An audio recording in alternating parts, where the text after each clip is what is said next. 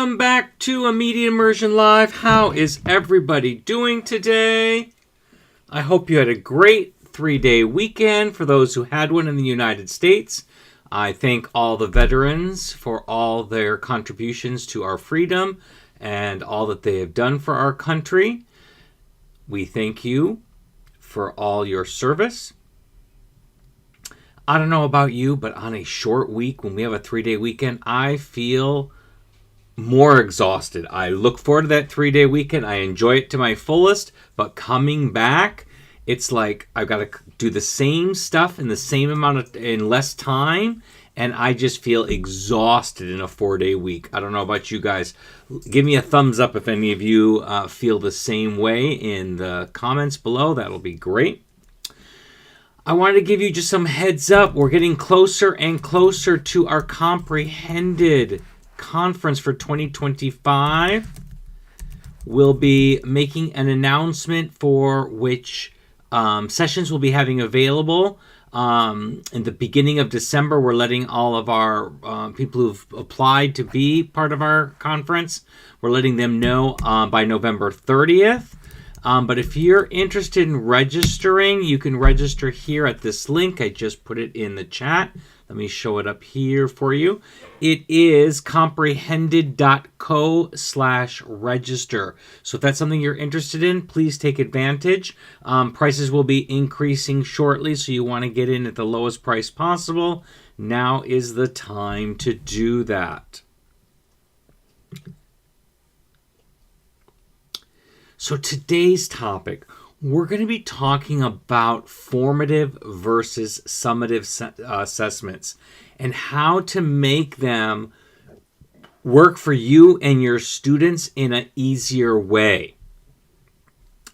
We're going to talk about both of them, how to master them, and how to boost student success without the overwhelm from either your standpoint or their standpoint. So I've got some strategies that we'll go ahead and talk about today. So if that's something you're interested in, stick around. We'll be right back.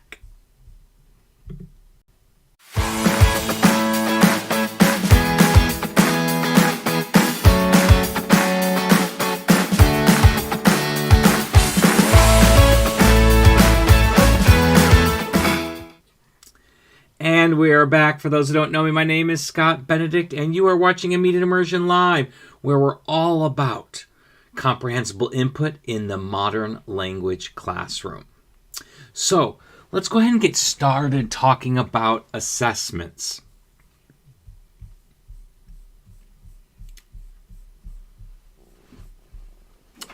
So first of all, what I want to do is clarify that difference. What is the difference between a formative and summative assessments? And so let's talk about that right now. Now, there's a lot of different ways to think about it. I mean, the traditional way of talking about them was formative were quizzes and summative were tests. For me, I like to break it down a little bit more. For me, formative assessments are assessments where I can still give my students feedback and they can make changes while they're learning before the summative assessment. So they are along the path of current learning, and students can use the information that you're giving them, the feedback that you're giving them in those formative assessments, to prepare themselves for the summative assessment. So formative assessments are the assessments that you give. They're generally smaller. They're generally focused on one thing, assessing one thing at a time, and it's along the path of learning. Whereas summative assessments are different. They are the snapshot of where the student is at the end of a learning period, whatever that might be. Whether that's at a grading period, or it's at the end of a unit or end of a chapter, you decide how that works for you. For me, all of my assessments are formative until the end of the grading period. And at the end of the grading period, I will create a summative assessment that assesses everything we've been working on in that grading period in a holistic way. It's a summative because it's at the end of the learning period for that particular time. In the high school situation, that's usually midterms and final exams. Those are usually how those are done, and everything else are kind of like smaller quizzes. So that's the big difference for me. Now, I like to have, in a grading period, 3 assessments per learning goal. I have 4 learning goals: listening comprehension, reading comprehension, writing, and speaking. I had a brain fart right there and couldn't think what I was talking about.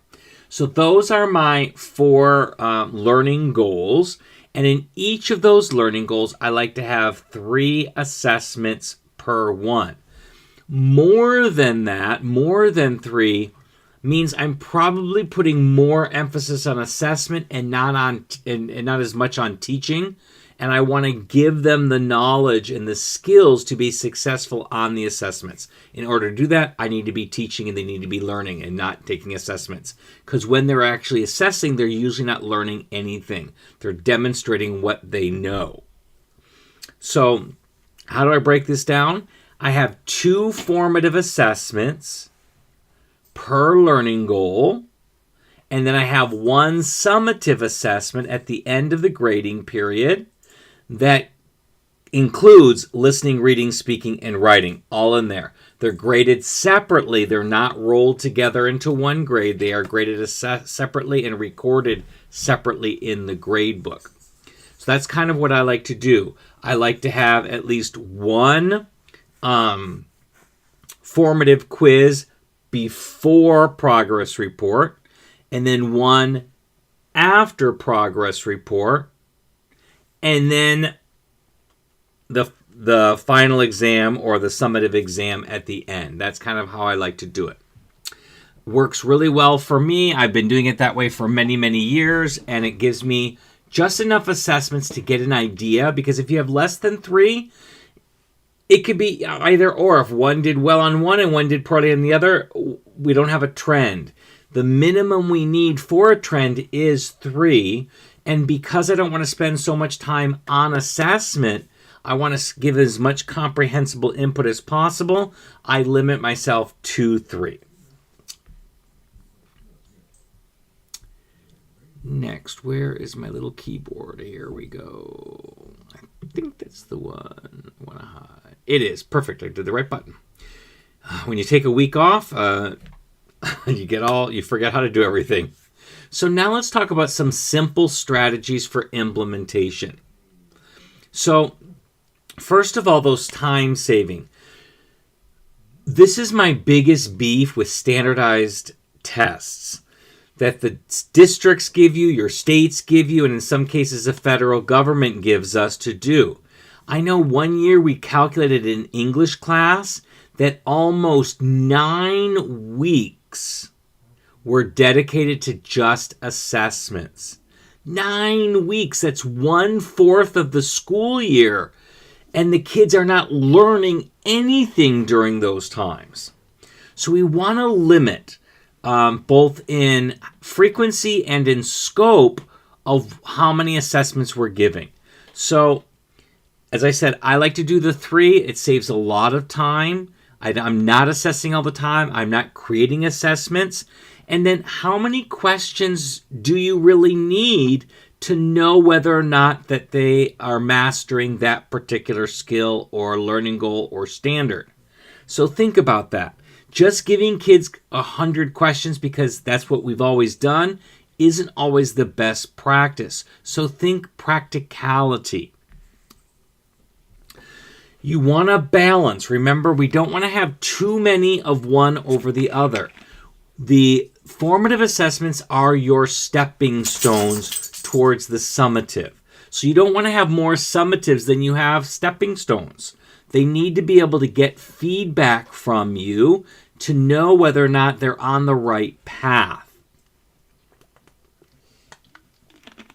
And there are so many different ways in which you can do these formative assessments, because formative assessments can be formal or informal. Informal ones are observations and things that happen in class and are happening seamlessly within your instruction. And I love these. So, we do the fingers to show us how much they're comprehending. That is a formative assessment that gives us information. Does it get into the grade book? No, it doesn't get into the grade book, but not everything needs to be in the grade book. I just need to know whether my students are getting what we're doing or not. And in order to do that, that's a really quick assessment.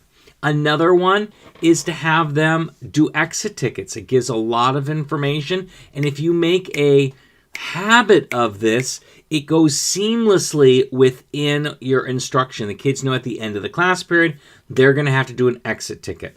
When I do them, I don't do them all the time, but when I do them, there are two formats that I really like. The first is a Google form. So they can quickly answer a question. It can be an open-ended question. It can be a multiple choice question.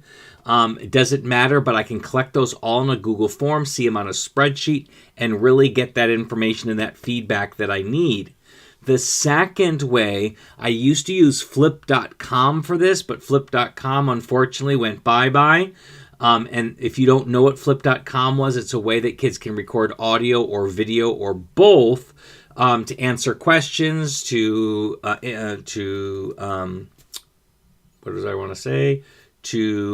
interact. That's the word I was looking for. Interact with partners, etc. In place of that, and it's not the best replacement, but for me, since I already use formative.com, let me put that link in here. Since I already use this as it is, there it goes on the screen. For everything, a lot of other things I do, they have a video video response area, so I just have them do that, and then they can answer, in the target language, a question that I've proposed to them, or whatever I want them to do in that particular case. Those are my go-tos in there. You can also do formative assessments in the ways of a game. So you can create a Kahoot or a Gimkit or a Blookit or whatever system that you use. Or even better, I like to do what's called the pencil game. I don't know where it originated from, but I learned it from Carmen Andrews in Las Vegas. And I love this game because it requires absolutely no prep on my part. So whatever we do in class, whether it be a story, whether it be a reading, whether it be a novel chapter, whether it be a culture item, whether it be conversations, it doesn't matter. At the end of that, I'll have kids pair up and have one pencil. It doesn't have to be a pencil. It could be just one object between them. And the goal is to get the most points. How do they get those points? You ask true and false questions, reviewing the content that you just did. If the question is false, they are supposed to grab the object. If the question is false and they have the object, it is a +1 point. If the question is true and they have the object, it is a -1 point. And if nobody has the object, there's nothing gained, nothing lost. So they don't get a point and they don't lose a point. At the end of the game, and you determine how long you're going to play, whoever has the most points wins. What's great about this game, sometimes the struggling students are the ones who come out on top on this game because they have less negative points than their partner. So I like that where the underdog has a better chance of winning here, because they're not sure about the questions, so they may not actually ever reach for the object. And so they might end up with 0 points, but their partner may have -2, -3, or however it works out. So it's a great way to do those kinds of things. So that works really, really well. in that particular case. Those are great ways to integrate those strategies, those formative assessments right within the instruction without missing a beat. Now let's talk about summative assessments. Now, you have more time to plan for a summative assessment. Now, I don't teach to my summative assessment. I write my summative assessment at the beginning of the school year, but I don't teach towards it. So I write it and I put it away. I do not write it closer to so that I'm like, okay, I know what we covered. Let me write a test that just does that. And I don't look at it throughout the grading periods to make sure that I'm hitting this and hitting this and hitting this. I write a comprehensive type of an assessment that covers the things I'm supposed to cover in a more holistic type of way, listening, reading, writing, and speaking. I write it all, and there's some stuff in there that I know I'm not going to get to. That's okay, because it's a proficiency exam. They're not supposed to know everything on it. It's supposed to assess their proficiency level, not their performance level. Performance means you've taught it, you've practiced it, and then you assessed it. That's not what we want, because that's not real life. I want my students to be able to think on their feet. And for that to happen, they have to have some unexpected things come in there. So we do similar activities in classroom, but it's not practicing the exact same scenario. For example, I'm not practicing a doctor-patient scenario or a restaurant waiter scenario, and then on the test, they're going to have to regurgitate that same scenario. That's not proficiency, that is performance. So I write these in the beginning, and then we give the assessment and I look at it. Now, if I see some huge gaps in their learning in there, I'm going to adjust for that as I grade. And I'm going to take mental note for myself on what I need to do to bring those kids up to where they're supposed to be in those particular areas. It's not their fault. But that allows me to have a proficiency. So they're not exactly getting a word-for-word regurgitation of what we did in class, but they're being able to apply what we have in class more broadly and being able to use that in a different way. And that's what proficiency is. Now, in all assessments, what I want to encourage you to do is to write them about your students. Even if you write generic stories for listening and reading comprehension, and just change the names out every year, pick 5 names from this year and put them in there, and then change them out next year with a, search, find and replace type thing and replace them out that way. That works. Or if things are coming up in your classroom that you really know, write those assessments about those kids, because when kids recognize themselves in the assessments and it's not a generic Juan and Maria, they tend to do better on those. So I want to give them all the advantage as they can, because nobody cares about Juan and Maria, but they do care about John and Mary, who happen to be in class. So that's my suggestions there. Next up, let's talk about boosting student growth. That's the whole point.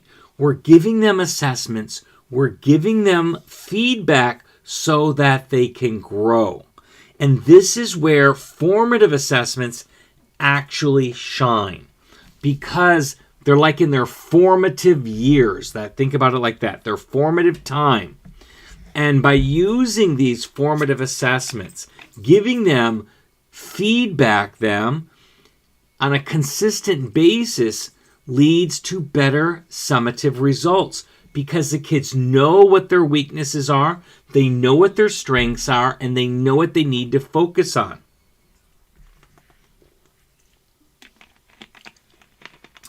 Teach your kids how to read the grade book and set the grade book up so they can see the trends, they can see where they are. So they can look at their listening comprehension grade and see what that is, which combines all of the assessments from listening comprehension. Then they can look at their reading comprehension. They can look at their writing and their speaking. I tell my kids, look at the worst one that you have, and you need to focus on that one right now to get that grade up before you focus on another aspect. Teach them how to do this, how to read that grade book.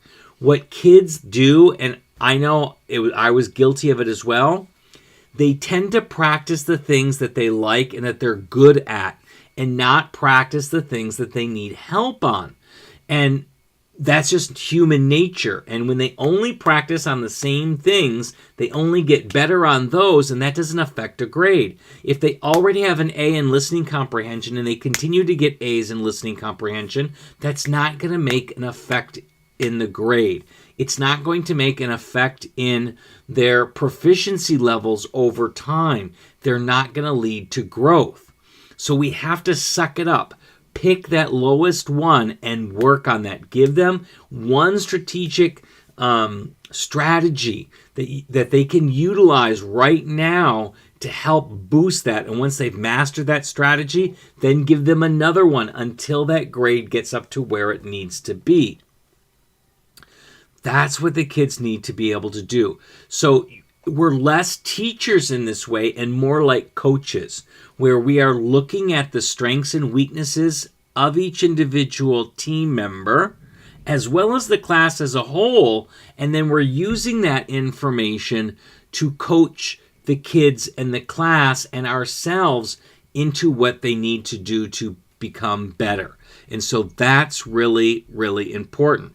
So tracking the student progress, even if it doesn't count for a grade, tracking it in the grade book so our kids can see it, or even having them plot it out on a graph, can make a lot of difference where they can see where they're growing. Or if they stumble, they can stop right there at that moment and figure out what they're doing that made them stumble at that moment. Because if they focus on this and focus on growth, that's going to make those summative assessments more meaningful and significantly will boost the student outcomes. So think about that. One thing that I like to do when I give feedback, I like to give one piece of information that they're doing well and one piece of information they need to work on for next time. And when I'm picking that piece of information that they need to work on, I'm picking the thing that is the biggest holdback in that particular learning goal. So if they fix this particular thing, they're going to get the biggest bang for their buck in growth in that particular area. And once they've mastered that, then I can give them the next biggest bang for the buck strategy that they can use to improve on that. And then when they get to a good grade, and for me, it's a B or better, because a B says you're proficient in that standard. An A says you're above and beyond. A C means you're close, but not quite. I want all my kids to have a B or better. And if they do have a B or better, then that's right where they want to be, and they can then focus on the next area where they don't have a B or better. Now, that's all I have for you tonight. So if you have any questions or comments, please feel free to put them down in the comments. I will go back and I will answer them for you, so keep that in mind. I will be seeing you next week. And what is our topic next week? Give me a moment while I look it up because I don't remember. Let's go to our lives, and we are on episode, I think we're on 102. Yes. So we're going to be talking about the growth mindset is what we are talking about next time. Let me double check if that's right, because something tells me that might not be. Let me go and check what I have scheduled on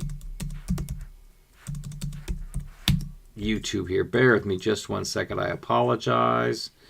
Always whenever I'm live. So let's see. Today is the 12th.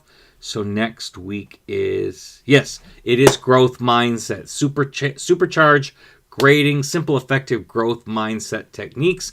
I'll be back at 5 p.m. Pacific, 8 p.m. Eastern on Tuesday the 19th. Until that time, have a great week, and I wish you all the best. Have a good one, everybody. Bye-bye.